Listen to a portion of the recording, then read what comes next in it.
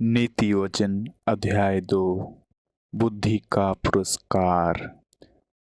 प्रिय शिष्य, यदि तू मेरा कहना माने और मेरी आज्ञाओं को निधि के सदृश अपने हृदय में रखे, यदि तू बुद्धि की बात पर कान लगाए और समझ की बात पर हृदय, यदि तू अंतर्दृष्टि प्राप्त करने के लिए पुकारे, यदि तू समझ को बुलाए, यदि तू चांदी की खान के सदृश उसको खोजे और गुप्त खजाने के समान उसको ढूंढता रहे, तो तू परमेश्वर के प्रति भय भाव को समझ सकेगा और तू परमेश्वर का ज्ञान प्राप्त करेगा।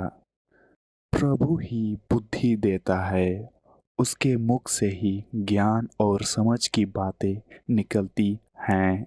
वह निष्कपट व्यक्ति के लिए ज्ञान संचित करता है। जिनका आचरण खरा है, उनकी वह ढाल के सदृश रक्षा करता है। जो न्याय के पथ पर चलते हैं, उनका वह रक्षक है और वह अपने भक्तों के मार्ग की रक्षा करता है।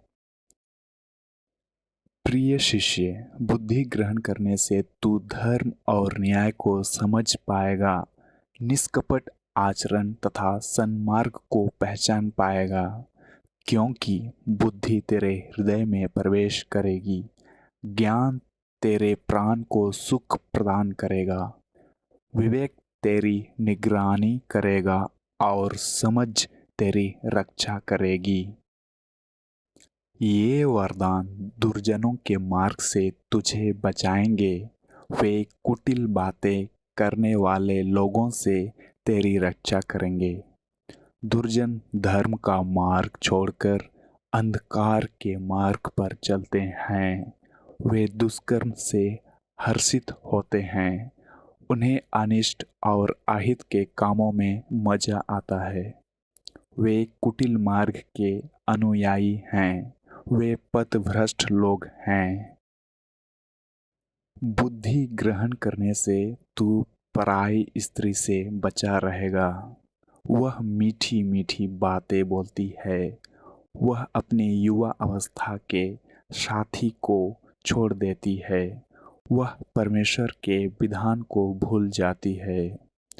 उसका घर विनाश के गर्त में समा जाता है। उसकी गलियां अधोलोक की ओर जाती हैं। जो उसके पास जाता है, वह लौट कर नहीं आता और न वह पुनः जीवन का मार्ग पाता है।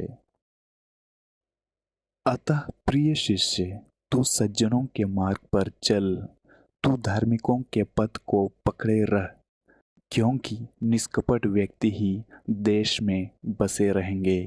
निर्दोष मनुष्य ही उसमें निवास करते रहेंगे, किंतु दुर्जन देश से निकाल दिए जाएंगे। धर्महीन व्यक्तियों का समूल नाश हो जाएगा।